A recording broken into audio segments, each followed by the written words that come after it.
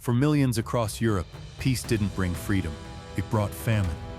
In the ruins of cities and camps, people who survived bullets now faced something far crueler: starvation. Because when the guns went silent, the war against hunger had just begun. The silence after war. The guns stopped first, then the engines, then the screams. And for the first time in 6 years, Europe went quiet. But it wasn't the peaceful silence anyone imagined. It was hollow, broken, and terrifying. Cities lay in ashes.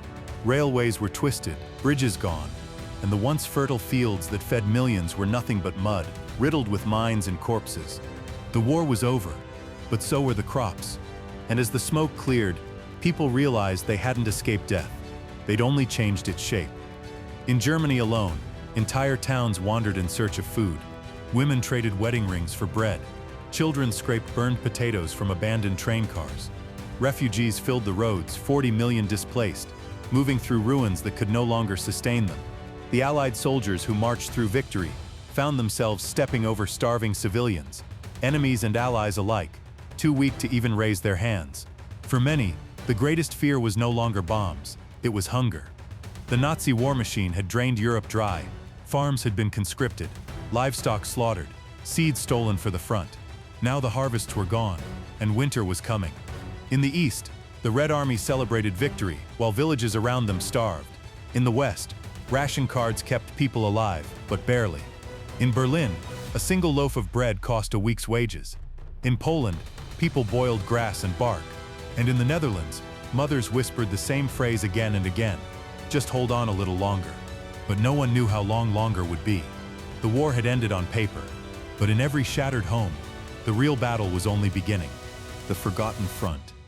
This was the front without uniforms. No trenches, no gunfire, only empty plates.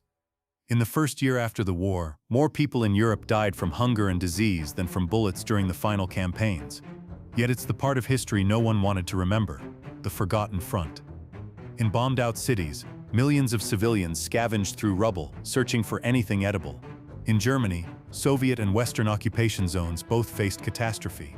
Supply lines were broken, coal trains never arrived, and bakeries turned to dust. Even Allied soldiers began sharing rations with starving children who followed them through the streets. In the Soviet-controlled East, hunger became political. Those who had been prisoners or forced laborers were labeled traitors and denied food entirely. People were dying not because they fought, but because they had fought. Meanwhile, across the English Channel, Britain faced its own crisis. Rationing continued for nearly a decade after victory. Even chocolate and bread, symbols of normal life, were luxuries. For the first time, peace felt harsher than war. And in the Netherlands, the nightmare had a name: the Hunger Winter. Tens of thousands perished when German blockades cut off food supplies in 1944-45. When liberation came, Allied troops discovered entire towns where the living were indistinguishable from the dead. They brought tins of powdered milk and chocolate bars, but it was too late for many. The headlines spoke of triumph. The parades celebrated freedom, but in kitchens across Europe there was nothing to celebrate, only the echo of spoons scraping empty pots. Because for millions, the war wasn't measured in victories anymore. It was measured in calories. The bitter irony. They had survived the war, but survival now became the enemy. Because what kept them alive through the fighting, endurance, obedience, and silence, now condemned them in peace. In every country, people waited for the promise of recovery, but none came. Factories stood like skeletons. The fields had no tools, no seeds, no men. The men who returned were broken, and the women who kept the nations alive during the war were now told to step aside. Everyone waited for someone else to fix what was left. And that's when the bitter irony unfolded. The victors of the war, the United States, the Soviet Union, the Allies, now became the ones deciding who would eat. Food became power, and hunger became a weapon. In Eastern Europe, Stalin used it to crush resistance.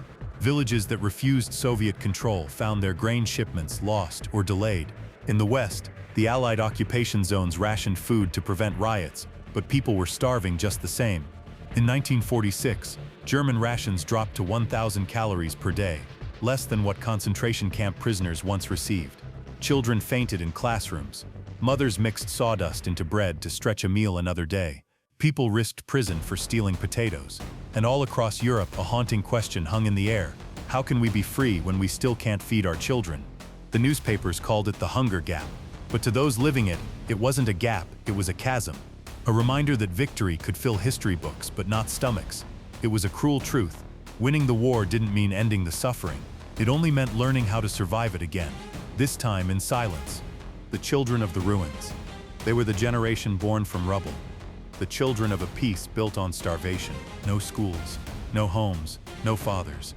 In Berlin, thousands of orphans wandered the streets, shoeless, covered in dust, begging Allied soldiers for food scraps. In Warsaw, kids dismantled bombed tanks to sell the metal for bread. In Vienna, some turned to black markets, trading stolen cigarettes or even their own clothes for food. They were called the Trümmerkinder, the rubble children, and yet they smiled. In photos taken by American soldiers, you can see them, dirty, hungry, but alive, still playing among ruins that looked like tombstones. Because even when the world had burned to ashes, children still found a way to laugh. That laughter became Europe's last defense against despair. But not all could laugh. In the Netherlands, young boys died from malnutrition years after liberation. In Greece, entire villages lost their youth to famine-related illness. And in Germany, countless war orphans were quietly absorbed into rural families, their real names gone. It was a continent trying to raise a generation without food, without comfort, without memory, yet somehow still expecting them to rebuild the world. And they did. From the hunger came a strange strength, the kind that doesn't boast, the kind that only those who've starved understand. When the Marshall Plan began sending flour, milk, and canned meat, those same children were the first to help unload it. To them, a loaf of bread wasn't just food, it was proof that the world hadn't forgotten them. They were the living reminder that peace was fragile but life, stubborn. And in their eyes you can still see it, that quiet defiance, that whisper of survival. We made it through the war, and through what came after. The unexpected saviors. They came not as conquerors, but as carriers of bread. Across Europe, the same soldiers who once fought in the name of victory, now fought in the name of mercy. American GIs, British relief workers, and volunteers from nations barely recovered themselves, unloaded sacks of grain and powdered milk from ships that crossed the Atlantic. The world had learned the hard way, a starving peace can't last. In the US, people mailed food parcels to strangers in Germany, care packages with sugar, coffee, flour, and hope. They called them care boxes, simple brown packages that became legends. In some German homes, children would pray before opening them. It was the first warm meal they'd had in years, and it came from the same country that had bombed their cities. In the East, things were different. The Soviet Union fed its loyal zones but punished those it distrusted. For millions trapped behind new borders, hunger became part of the politics of fear. The same wagons that carried away the wounded now carried grain to Moscow. And so East and West began to diverge, one rebuilding through aid, the other surviving through control. But in every ruined town, the first sign that peace was real came not from flags or speeches, it came from food. A bowl of soup in a refugee camp, a loaf of bread shared by an American nurse and a German child, a farmer planting seeds in land that had seen too much death. Humanity, it seemed, was learning again how to feed itself, and more importantly, how to forgive. The lesson. The war that ended in 1945 never truly ended. It simply changed its language. It spoke in silence, in hunger, in the faces of those who had survived too much. But from that silence, a truth began to grow. Peace isn't won by victory, it's kept by compassion. The generation that crawled out of the rubble became the one that built the modern world. They planted trees where tanks once stood. They turned bomb shelters into schools. They taught their children what hunger felt like, not to pass on pain, but to make sure no one ever felt it again. And perhaps that's the greatest irony of all, that the same world which once destroyed itself with war, learned how to rebuild through kindness. Because in the end, it wasn't the bombs that shaped the future, it was the bread.